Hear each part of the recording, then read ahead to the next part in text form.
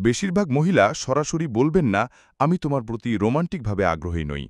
তারা সূক্ষ্ম কিন্তু ধারাবাহিকভাবে অনীহা প্রকাশ করে, আশা করে তুমি বুঝতে পারবে, বিব্রতকর না করে। আজ আমি ৭টি সাধারণ উপায়ে নারীদের রোমান্টিক আগ্রহের অভাব প্রকাশ করার কথা বলছি।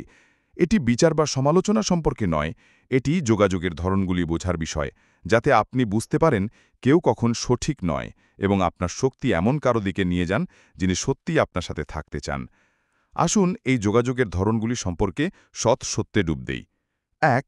বিলম্বিত প্রতিক্রিয়ার ধরন।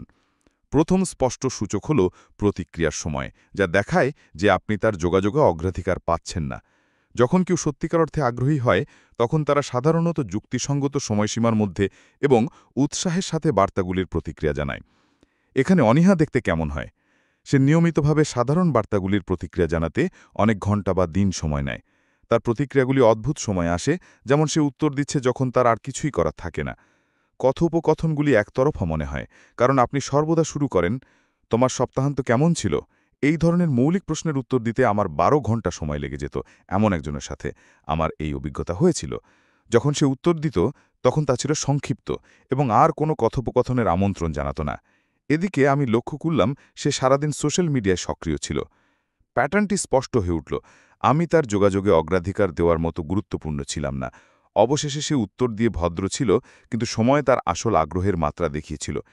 এটিকে প্রকৃত আগ্রহের সাথে তুলনা করুন। যখন কেউ তোমার সাথে কথা বলতে চায়, তখন তারা সাড়া দেওয়ার জন্য সময় বের করে। তারা ব্যস্ত থাকতে পারে, কিন্তু তারা দ্রুত ব্যস্ত দিন পাঠাবে, কিন্তু হাই বলতে চাইবে। অথবা এখন কথা বলতে পারছি না, তবে আজ রাতে দেখা যাক। তারা যোগাযোগের ছন্দ তৈরি করে, যার মধ্যে আপনিও অন্তর্ভুক্ত। এই প্যাটার্নটি বোঝা আপনাকে বুঝতে সাহায্য করে যে কেউ কখন ভদ্র এবং কখন সত্যিকার অর্থে ব্যস্ত, তা বুঝতে সাহায্য করে।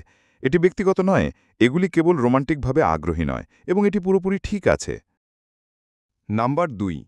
কথোপকথনের ব্যস্ততার স্তর। দ্বিতীয় লক্ষণ হল কথোপকথনের মান এবং গভীরতা। যখন কেউ আগ্রহী হয়, তখন তারা আকর্ষণীয় সংলাপ তৈরিতে অবদান রাখে। যখন তারা না থাকে, তখন কথোপকথন দাঁত তোলার মতো মনে হয়। নিরুৎসাহী কথোপকথনের ধরনগুলির মধ্যে রয়েছে এক কথায় বা খুব সংক্ষিপ্ত উত্তর, যা আরও আলোচনার আহ্বান জানায় না। আপনার জীবন বা অভিজ্ঞতা সম্পর্কে কখনো প্রশ্ন জিজ্ঞাসা না করা। ব্যক্তিগত চিন্তাভাবনা বা গল্প ভাগ করে নিতে ব্যর্থ হওয়া।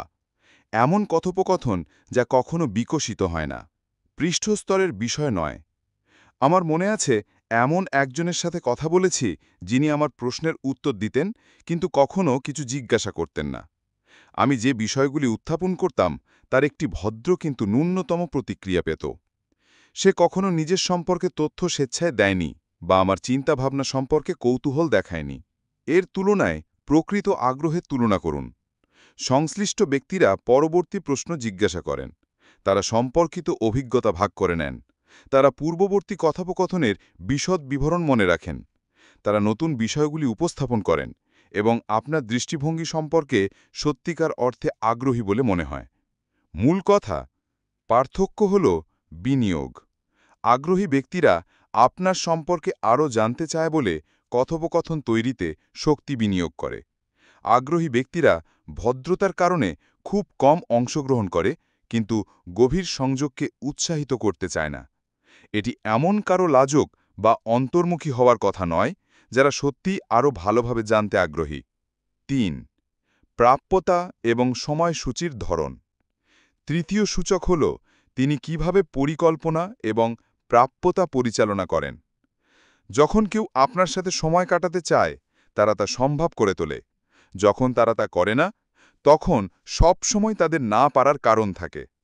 সময়সূচিতে অনাগ্রহের লক্ষণ: বিকল্প সময় প্রস্তাব না করে ধারাবাহিকভাবে ব্যস্ত থাকা। পরিকল্পনা তৈরি করা, কিন্তু ঘন ঘন বাতিল করা বা পুনর্নির্ধারণ করা। কখনো নিজেই পরিকল্পনা শুরু করা নয়। এক সময় দেবার পরিবর্তে গ্রুপ কর্মকাণ্ডের পরামর্শ দেওয়া। আমি একবার কাউকে ৩ বার আলাদাভাবে ডিনার করতে বলেছিলাম। প্রতিবার তার কাছে একটি বৈধ অজুহাত ছিল, কিন্তু কখনো বিকল্প পরামর্শ দেওয়া হয়নি। তৃতীয়টির পরে আমি এই সপ্তাহে এত ব্যস্ত, আমি বুঝতে পেরেছিলাম যে সে তার অনাগ্রহকে ভদ্রতার সাথে যোগাযোগ করছে। লোকেরা যাকে প্রাধান্য দেয় তার জন্য সময় বের করে। যদি কেউ ক্রমাগত আপনার জন্য সময় বের করতে না পারে, যদিও তার কাছে অন্যান্য কার্যকলাপ এবং মানুষের জন্য সময় থাকে, তাহলে তারা আপনাকে দেখাচ্ছে যে তাদের অগ্রাধিকারের মধ্যে আপনার স্থান কোথায়। প্রকৃত আগ্রহ ভিন্ন দেখায়। ব্যস্ত থাকা সত্ত্বেও আগ্রহী ব্যক্তিরা বিকল্প সময়সূচির পরামর্শ দেন। তারা হয়তো বলতে পারেন, এই সপ্তাহটি পাগলাটে, কিন্তু পরবর্তী সপ্তাহান্তের কথা কেমন? তারা যখন কিছু আসে, তখন পুনরায় সময় নির্ধারণ করার চেষ্টা করেন। তারা মাঝে মাঝে নিজেরাই পরিকল্পনা শুরু করেন। চতুর্থ, শারীরিক নৈকট্য এবং শারীরিক ভাষা। চতুর্থ লক্ষণ হল শারীরিক ভাষা, যা ঘনিষ্ঠতার পরিবর্তে দূরত্ব তৈরি করে। আমাদের শরীর প্রায়শই এমন কিছু যোগাযোগ করে যা আমাদের শব্দগুলি দেয় না, এবং এই সংকেতগুলো বোঝা আপনাকে ভুল বোঝা পরিস্থিতি থেকে বাঁচাতে পারে। নিরুৎসাহী শারীরিক ভাষায় কথোপকথনের সময় শারীরিক দূরত্ব বজায় রাখা, হাত দুটো ক্রস করে দেওয়া বা শরীরের কোনাকুনি অবস্থানের মতো বন্ধ ভঙ্গি, ন্যূনতম চোখের যোগাযোগ অথবা ঘন ঘন তাকানো চোখ অন্তর্ভুক্ত থাকে। কখনো পুনঃস্থাপন করার চেষ্টা করে। উপযুক্ত সামাজিক প্রেক্ষাপটেও নৈমিত্তিক বন্ধুত্বপূর্ণ স্পর্শের অভাব থাকে। আমার মনে আছে, এমন কারো সাথে একটি পার্টিতে ছিলাম যাকে আমি আগ্রহী বলে মনে করতাম। সারা সন্ধেতে সে হাতের দূরত্ব বজায় রেখেছিল, খুব কমই সরাসরি চোখের যোগাযোগ করেছিল, এবং সরাসরি কথোপকথনের সময়ও তার শরীর সব সময় আমার থেকে কিছুটা দূরে ছিল। এটিকে প্রকৃত আগ্রহের সাথে তুলনা করুন। আরামদায়ক লোকেরা আপনার ভঙ্গি প্রতিফলিত করে, উপযুক্ত চোখের যোগাযোগ বজায় রাখে এবং ইতিবাচক মিথক্রিয়ার সময় ধীরে ধীরে শারীরিক দূরত্ব হ্রাস করে। তারা কথোপকথনের সময় আপনার বাহু স্পর্শ করতে পারে বা সংক্ষিপ্ত উপযুক্ত শারীরিক যোগাযোগের জন্য স্বাভাবিক কারণ খুঁজে পেতে পারে। শারীরিক ভাষা মূলত অবচেতন, যা এটিকে প্রকৃত অনুভূতির একটি নির্ভরযোগ্য সূচক করে তোলে। কেউ তাদের কথার সাথে ভদ্র হতে পারে যখন তাদের শরীরের ভাষা তাদের আসল আরামের স্তর প্রকাশ করে। এটি শারীরিক মিথস্ক্রিয়া জোর করার বিষয় নয়, এটি কখন কারোর শরীরের ভাষা সংযোগের পরিবর্তে ধারাবাহিকভাবে দূরত্ব তৈরি করছে তা শনাক্ত করার বিষয়। 5. সামাজিক মিডিয়া এবং ডিজিটাল মিথস্ক্রিয়া। পঞ্চম সূচক হল সামাজিক প্ল্যাটফর্ম এবং ডিজিটাল স্পেসে তার আচরণ। যদিও এটি নিজে থেকে নির্দিষ্ট নয়, ডিজিটাল আচরণ প্রায়ই বাস্তব বিশ্বের আগ্রহের মাত্রা প্রতিফলিত করে। ডিজিটাল অনাগ্রহের লক্ষণ। অনলাইনে সক্রিয় থাকা সত্ত্বেও আপনার সোশ্যাল মিডিয়া পোস্টগুলিতে কখনো জড়িত হন না, আপনাকে ত্যাগ করেন না বা তার সোশ্যাল মিডিয়া উপস্থিতিতে আপনাকে অন্তর্ভুক্ত করেন না। আপনার সামগ্রী দেখেন কিন্তু কখনো সাড়া দেন না বা স্বীকার করেন না। আমি লক্ষ্য করেছি যে কেউ নিয়মিত গল্প পোস্ট করেন এবং পারস্পরিক বন্ধুদের সামগ্রীর সাথে জড়িত হন, কিন্তু আমি যে শেয়ার করি তার সাথে কখনো ইন্টারঅ্যাক্ট করেননি।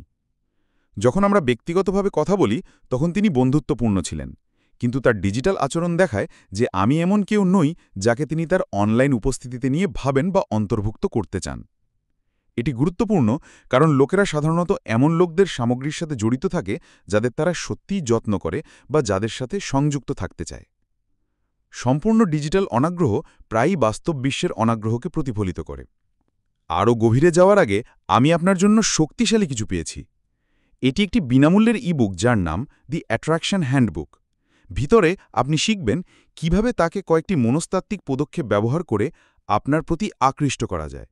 এটি আপাতত বিনামূল্যে, তাই বর্ণনা বা নিচের পিন করা মন্তব্যে এটি নিন। 6. কথোপকথনের বিষয় এবং সীমানা। ষষ্ঠ লক্ষণ হল সে কী ধরনের কথোপকথন করতে স্বাচ্ছন্দ্য বোধ করে এবং ব্যক্তিগত বিষয়গুলির চারপাশে সে যে সীমানা বজায় রাখে। আগ্রহী ব্যক্তিরা ধীরে ধীরে তাদের যোগাযোগে আরও খোলামেলা এবং ব্যক্তিগত হয়। অনাগ্রহতা প্রকাশ পায় সমস্ত কথোপকথনকে পৃষ্ঠতল এবং নৈব্যক্তিক রাখার মাধ্যমে। পরিকল্পনা সম্পর্কিত বিষয়গুলি এড়িয়ে যাওয়া, নিজের চিন্তাভাবনা ভাগ না করে ব্যক্তিগত প্রশ্নগুলি আপনার কাছে ফিরিয়ে আনা। দুর্বলতা বা গভীর চিন্তাভাবনা প্রকাশ করে এমন কোনো বিষয়ে কখনো আলোচনা করা হয় না। আমি এমন একজনের সাথে এটি অনুভব করেছি যার সাথে কথা বলতে পুরোপুরি আনন্দদায়ক ছিল, কিন্তু কখনো নিজের সম্পর্কে অর্থপূর্ণ কিছু শেয়ার করেনি। প্রতিটি কথোপকথন কাজ, আবহাওয়া এবং সাধারণ বিষয়গুলিতে কেন্দ্রীভূত ছিল। কয়েক মাস ধরে কথোপকথনের পর আমি বুঝতে পেরেছিলাম যে আমি তার প্রকৃত চিন্তাভাবনা, অনুভূতি বা ব্যক্তিগত অভিজ্ঞতা সম্পর্কে প্রায় কিছুই জানি না। আগ্রহী ব্যক্তিরা সংযোগ তৈরিতে অনুভূতি, সম্পর্ক বা ভবিষ্যৎ সম্পর্কিত বিষয়গুলি এড়িয়ে চলা, ক্রমশ আরও ব্যক্তিগত তথ্য ভাগ করে নেয় এবং গভীর প্রশ্ন জিজ্ঞাসা করে। তারা বুঝতে চায় যে আপনি কে, পৃষ্ঠতলের তথ্যের বাইরে। সীমানা রক্ষণাবেক্ষণ অগত্যি সচেতন নয়, এটি প্রায়শই এমন সম্পর্কগুলির জন্য মানসিক শক্তির একটি সহজাত সুরক্ষা যা তারা আসলে গড়ে তুলতে চায়। সপ্তম, ভবিষ্যতের রেফারেন্স এবং পরিকল্পনা। সপ্তম এবং সম্ভবত সবচেয়ে স্পষ্ট লক্ষণ হল সে কিভাবে ভবিষ্যৎ সম্পর্কে কথা বলে এবং আপনি কোনো ভবিষ্যৎভিত্তিক চিন্তাভাবনা বা পরিকল্পনায় অন্তর্ভুক্ত কিনা। ভবিষ্যতের সংযোগের প্রতি অনাগ্রহতা দেখা দেয় যখন আপনি একসাথে ভবিষ্যতের কার্যকলাপগুলি উল্লেখ করেন না, আসন্ন ঘটনা বা পরিকল্পনা সম্পর্কে আলোচনা এড়িয়ে চলা, কোনো প্রসঙ্গে আপনাকে অন্তর্ভুক্ত না করে তার ভবিষ্যৎ সম্পর্কে কথা বলা, ভবিষ্যতের সম্ভাবনার কথা উল্লেখ করলে অস্বস্তিকর মনে হয়। যখন কেউ সত্যিকার অর্থে আগ্রহী হয় তখন তারা স্বাভাবিকভাবেই আপনাকে ফরওয়ার্ডিং কথোপকথনে অন্তর্ভুক্ত করে। তারা এমন একটি সিনেমা উল্লেখ করতে পারে যা তারা দেখতে চায়, একটি রেস্তোরাঁ যা তারা চেষ্টা করতে চায়, অথবা এমন একটি ইভেন্ট যা তারা মনে করে যে আপনি উভয় উপভোগ করবেন। দেখুন, এই লক্ষণগুলি চিনতে পারা মানে কাউকে বিচার করা বা প্রত্যাখ্যাত বোধ করা নয়। এটি যোগাযোগের ধরনগুলি বোঝার বিষয়ে যাতে আপনি আপনার শক্তি, যেখানে সত্যিকার অর্থে প্রয়োজন এবং প্রশংসিত হয়, সেখানে বিনিয়োগ করতে পারেন।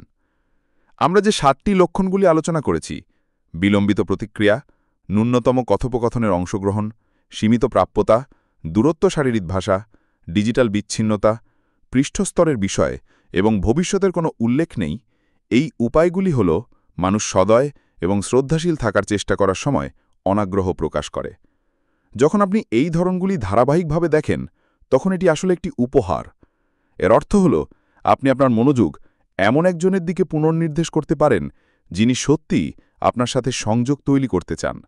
মনে রাখবেন, আপনার জন্য সঠিক ব্যক্তি স্পষ্টভাবে এবং ধারাবাহিকভাবে আগ্রহ দেখাবে। তারা সময় বের করবে, অর্থপূর্ণভাবে জড়িত হবে এবং ভবিষ্যতের বিষয়ে তাদের চিন্তাভাবনায় আপনাকে অন্তর্ভুক্ত করবে।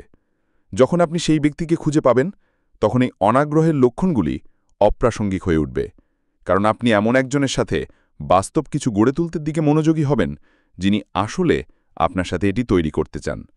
অনাগ্রহকে ব্যক্তিগতভাবে নেবেন না, সামঞ্জস্যতা সর্বজনীন নয়, এবং কেউ আপনার প্রতি আগ্রহী না হওয়া আপনার মূল্য প্রতিফলিত করে না। এর সহজ অর্থ হল আপনি একে অপরের জন্য সঠিক মিল নন। যদি এই ভিডিওটি আপনার নিজের অভিজ্ঞতার কিছু ধরন চিনতে সাহায্য করে থাকে তাহলে ডেটিং এবং সম্পর্ক সম্পর্কে আরও সৎ কন্টেন্টের জন্য সাবস্ক্রাইব করুন। মন্তব্যে আপনার মতামত শেয়ার করুন। আপনি কি আগেই লক্ষণগুলি নথ বলেছিলেন? যখন কেউ আগ্রহী ছিল না তখন কি আপনাকে বুঝতে সাহায্য করেছিল? খাঁটি থাকুন।